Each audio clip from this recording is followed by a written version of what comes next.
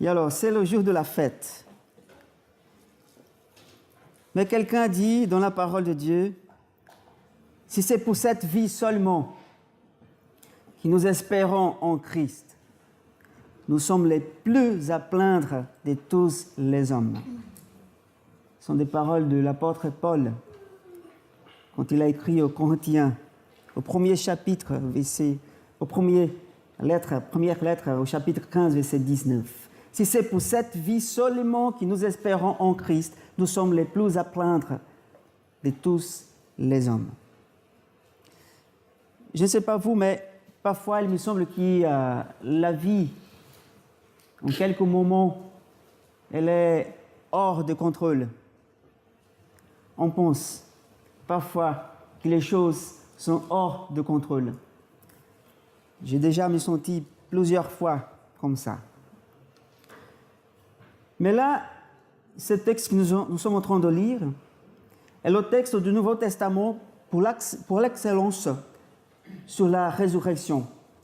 Non seulement la résurrection de Christ Jésus, mais notre résurrection aussi. Et aujourd'hui, c'est le dimanche de la résurrection. C'était le 3e jour. On peut dire le jour J. Pourquoi pas?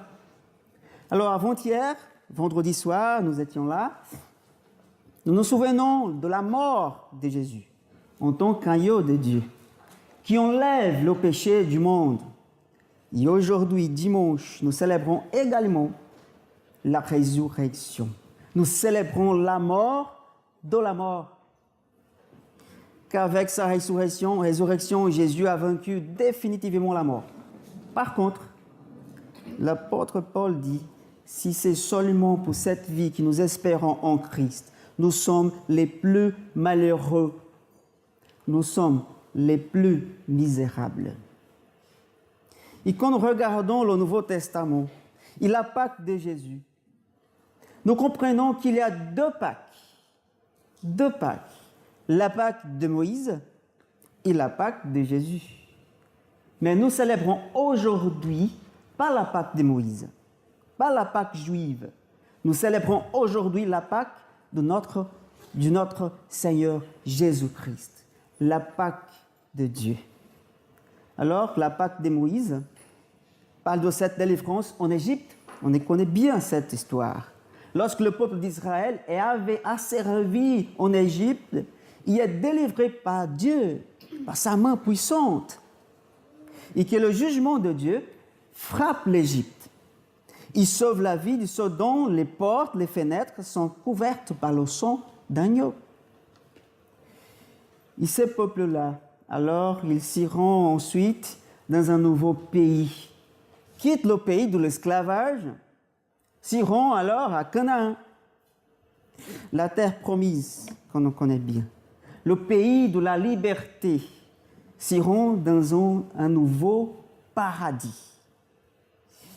Dans une figure symbolique et extraordinaire, nous ne pouvons pas célébrer la Pâque de Jésus que si nous considérons la Pâque de Moïse comme un symbole, une métaphore, car il est impossible de célébrer une fête en laissant derrière des familles en deuil par la mort de leur premier-né. Comment on va célébrer une fête qu'on voit des gens dans la douleur? Il n'est pas possible de célébrer une fête en se souvenant d'un Dieu qui a tué nos ennemis. Ce n'est pas ça que Jésus nous a appris. Jésus a dit que nous devrions payer le mal pour le bien.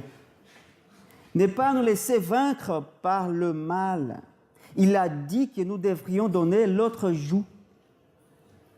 Il a dit que nous devrions bénir ceux qui nous persécutent. Il a dit que nous devrions aimer nos ennemis. Alors, comment allons-nous célébrer une fête en nous souvenant d'un Dieu qui a tué nos ennemis, et a imbibé le sol de la terre de nos ennemis avec leur sang? Comment? Tout ça, bien sûr, il a fait tout ça pour nous rendre libres, pour rendre libre le peuple d'Israël à l'époque. Mais comment pouvons-nous célébrer cette Pâque en souvenant de ça. Comment célébrer cette fête? Alors, c'est pourquoi, lorsque nous regardons l'Évangile, maintenant, la Pâque de Jésus, notre Seigneur, et que nous entendons Jean-Baptiste dire dans le désert, « Voici l'agneau de Dieu qui enlève le péché du monde. » Alors nous pensons, qu'est-ce qu'il est l'Égypte? Qu'est-ce que c'est l'Égypte?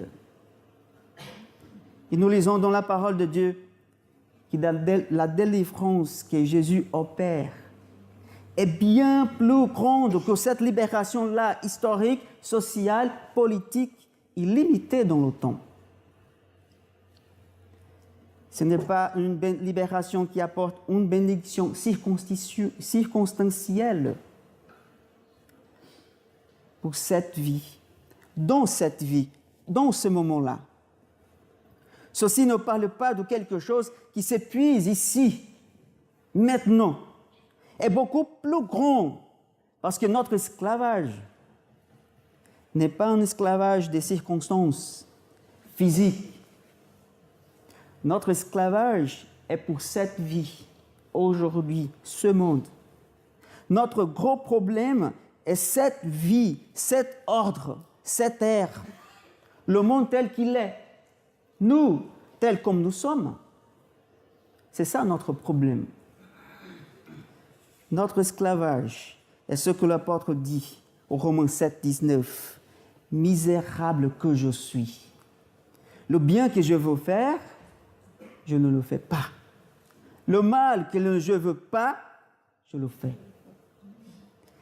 Si je n'ai pas la condition de faire le bien que je veux, et si je ne peux pas résister le mal que je ne veux pas, c'est parce qu'il y a un pouvoir, une force, quelque chose de plus grand que moi, agissant en moi, en mon intérieur, qui me pousse. Et je suis esclave de cela parce que je veux agir différemment, être différent, vivre différemment, mais je ne peux pas. Il y a quelque chose qui m'empêche, qui me tient. Alors, je suis esclave de quelque chose. Je suis esclave de quelqu'un. Et je crie désespéré comme l'apôtre Paul a crié, « Homme misérable que je suis, qui me délivrera ?» Qui? La réponse? Jésus-Christ. C'est lui qui nous délivre. Il enlève le péché du monde.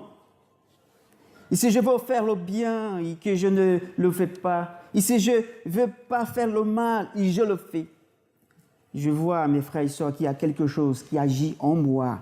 C'est le péché. C'est le péché qui habite en moi, en nous. Et c'est de cet esclavage que Jésus vient nous libérer.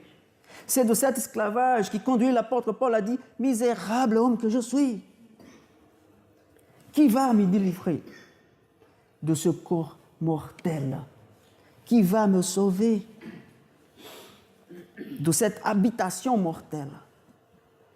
Mes frères et sœurs, notre problème n'est pas la difficulté sociale. Notre gros problème n'est pas le conflit conjugal. Notre gros problème n'est pas la pénurie financière, par exemple.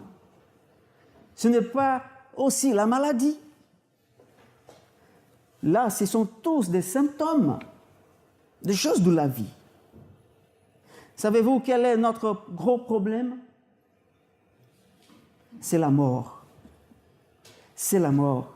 Notre grand problème est que nous habitons ce corps mortel, faible, fragile, limité.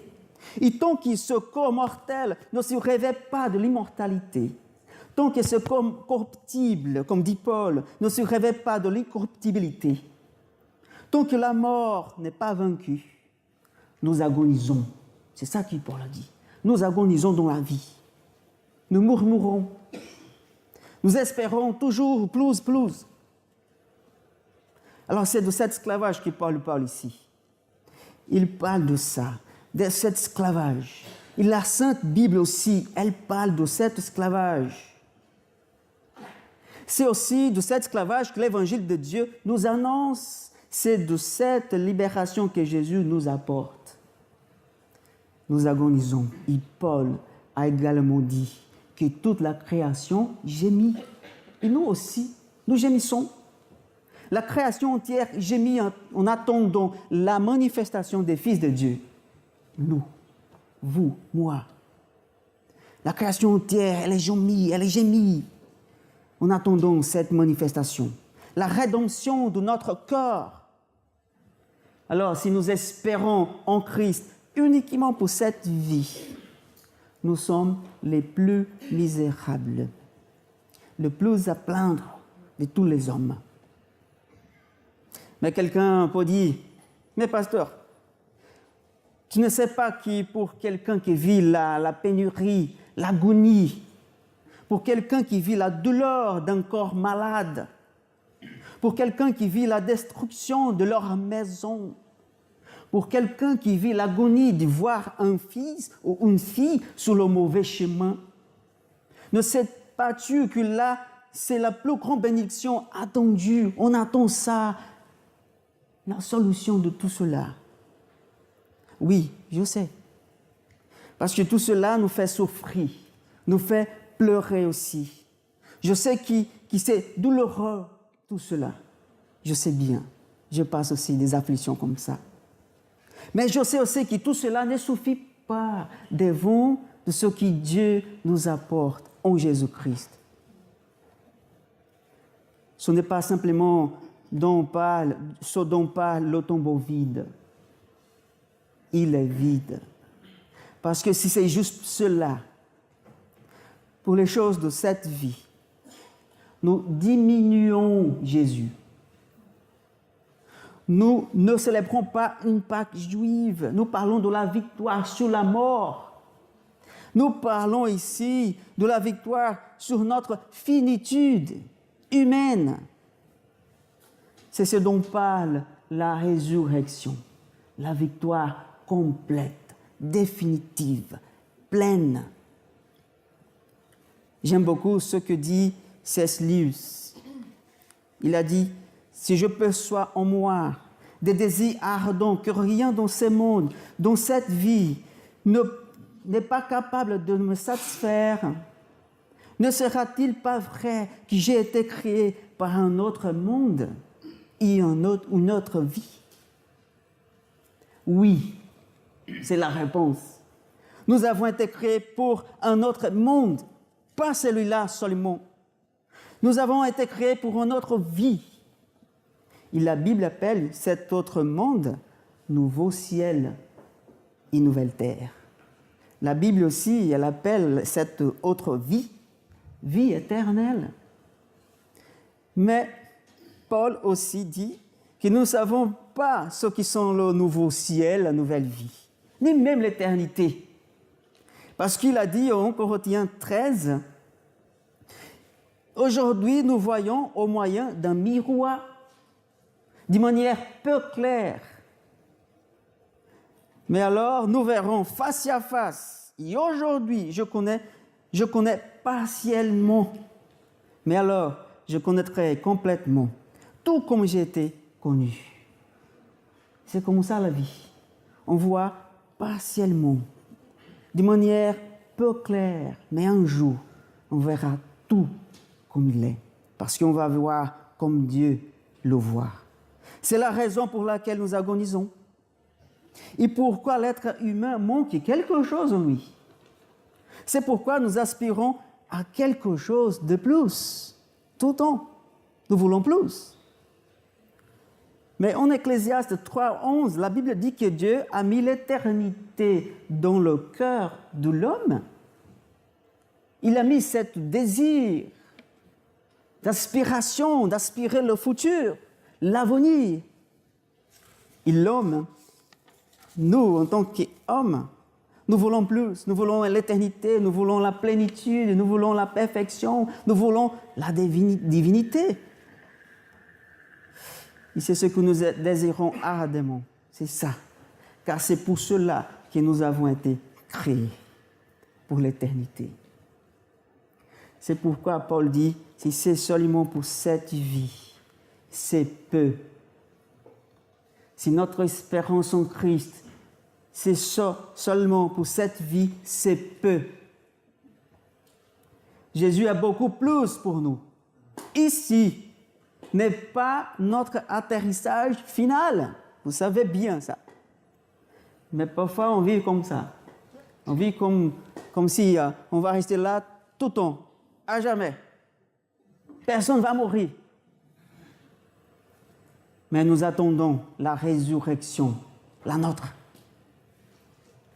Quelqu'un aussi a dit, lorsque le sceau de l'absolu romain a été rompu le dimanche de la résurrection, il a été établi une fois pour toutes que non seulement la mort, mais tous les promoteurs et gardiens de la mort ont été définitivement vaincus par l'éruption de la vie.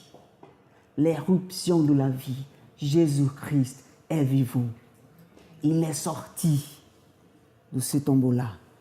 C'est la résurrection. C'est pour ça que nous célébrons aujourd'hui. L'éruption de la vie a vaincu. Ce tombeau de Jésus a reçu un sceau d'inviolabilité. La mort a scellé le tombeau de Jésus. Les promoteurs et les agents de la mort aussi. Ils ont scellé le tombeau de Jésus. Mais Dieu, gloire à lui, il a ressuscité Jésus. Des morts, et le sceau de la mort a été brisé définitivement. Et lorsque ce sceau a été brisé, la mort a été vaincue. Notre victoire, notre Seigneur, la mort est morte. La mort est morte en Jésus-Christ. On peut dire Alléluia, gloire à Dieu, c'est notre victoire. C'est ça notre message. C'est pour cela que nous sommes ici, devant Dieu, parce qu'il a ressuscité. C'est la clé de notre message. Alors, pas seulement la mort, mais tous ceux qui travaillent pour la mort ont perdu pour l'éruption de la vie. Jésus-Christ est ressuscité. Mais la question qui m'y frappe souvent, est-ce que j'attends le jour de la résurrection? Est-ce que j'attends le jour de la résurrection? Avez-vous les yeux sur l'éternité, sur l'avenir? Moi, oui. Moi, j'attends le jour de la résurrection. Mais vous, on attend, on désire, on voit déjà ça qui arrive. Parce qu'elle arrive, elle vient. Parce que la Bible dit que la mort, ce sera le dernier ennemi à être vaincu. Paul le dit aussi en 1 Corinthiens 15. Et en ce jour-là, où la mort sera vaincue, savez-vous quel jour ce sera? C'est le jour de votre résurrection. Le mien aussi. Mon jour. Là, la mort sera définitivement vaincue. En moi, en vous. Le jour où nous serons tous ressuscités, et Jésus remettra le royaume à son Père. Alors ce sera fini. Fini. Nous chanterons enfin ces jours-là, ô mort, où est ta victoire? On a lu aujourd'hui. Ô mort, où est ton pouvoir de blesser ce corps mortel? Maintenant, il n'y a plus de larmes, plus de pleurs, plus de souffrances, ni douleurs, parce que nous sommes dans le nouveau ciel, la nouvelle terre. C'est le jour de la résurrection. On va profiter cette vie, cette nouvelle vie. Et là, dans le corps brisé du Christ, la mort a perdu, car l'un de nous a vaincu. L'un de nous, sans péché, l'un de nous, l'homme parfait, qui accomplit la volonté parfaite de Dieu. Et la mort n'a eu aucun pouvoir sur lui. Il a vaincu. Il nous promet à tous la résurrection. c'est ce que nous célébrons aujourd'hui. La victoire sur la mort. Un regard à l'avenir, dans le futur, dans l'éternité. Donc, mes amis, si nous espérons en Christ uniquement pour cette vie, nous sommes les plus misérables des hommes. Mais quand on voit le tombeau vide, quand on perçoit ça, on entend ce que dit l'Éternel. Écoute bien ce qu'il a dit. Quand j'agis, qui pourrait s'y opposer? Demande l'Éternel. Quand j'agis, qui pourrait s'y opposer? Personne. Personne. Ésaïe 43 dit ça. La main de Dieu, quand elle bouge, personne ne peut l'arrêter. La main de Dieu, quand elle bouge, personne ne peut l'arrêter. Personne. Si notre espérance n'est que pour cette vie, nous ferons comme les 2 disciples tristes sont retournés à leur village, qui est appelé Emmaüs. Les 2 disciples là, ils attendaient des choses pour cette vie. Leurs yeux n'étaient pas que sur cette vie. Et puis, ils ont pris le chemin du retour, le chemin du désespoir. Mais quand il agit, qui peut l'arrêter? Quand Dieu agit, qui peut lui arrêter? Personne. Donc, mes frères et sœurs, célébrer le dimanche de la résurrection, le 3e jour, le jour J, se regarder la mort, il lui dit, tu as perdu. Oh mort, tu as perdu. Dépêche-toi. Parce que le Seigneur de la vie est venu. Il est le vainqueur. C'est aussi regarder tous les endroits où il y a des pleurs, de la souffrance, de la douleur. Il dit, oh ces mondes mal que nous sommes, où nous sommes. Jésus est l'espérance pour vous ici, mais non seulement ici, mais pour toute l'éternité. Jésus est l'espérance pour vous ici, et non seulement ici, parce que nos yeux sont dans l'éternité. Il va jusque-là, à l'infini. Notre vie ne finit pas ici, vous savez bien. Mais il y a une grande différence en savoir et en profiter. Profiter cette vie qui commence ici, la vie éternelle. Quand on pense que tout était perdu, la résurrection dit non. Non, rien n'est perdu. La résurrection nous dit Dieu a un plan parfait. La résurrection nous dit Dieu a le contrôle absolu. Il y a encore d'espérance, toujours, parce qu'il a vaincu l'impossible. Il a vaincu l'impossible. Alors Dieu nous invite aujourd'hui à vivre cette vie-là, parfois douloureuse, avec les yeux sur l'éternité. C'est ce qu'il a fait, nous a promis et qui nous attend là-bas.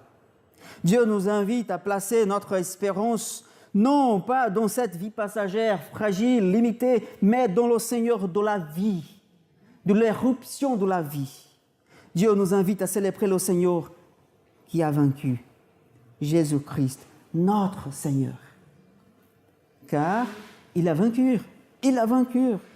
Alors, nous le suivrons. Nous le suivrons. Ici, écoute bien, et dans l'éternité aussi. Où est vos yeux? Seulement ici. Alors, ce qui Paul dit, si nous espérons en Christ, seulement ici, pour cette vie, nous sommes les plus à plaindre de tous les hommes. Regarde l'avenir. Regarde la résurrection.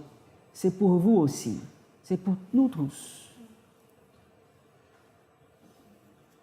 Alors, on va célébrer parce que c'est le jour de la fête de Pâques. de la victoire. Ce n'est pas un jour de pleurer. Peut-être que pleurer de joie, parce que j'ai fait ça déjà aujourd'hui. Des larmes de joie. Parce que j'ai un roi qui est un vainqueur, qui me donne la victoire aussi. Elles m'appartiennent aussi. Elles vous appartiennent aussi. La victoire en Christ, ici et pour toujours. Amen. On va prier.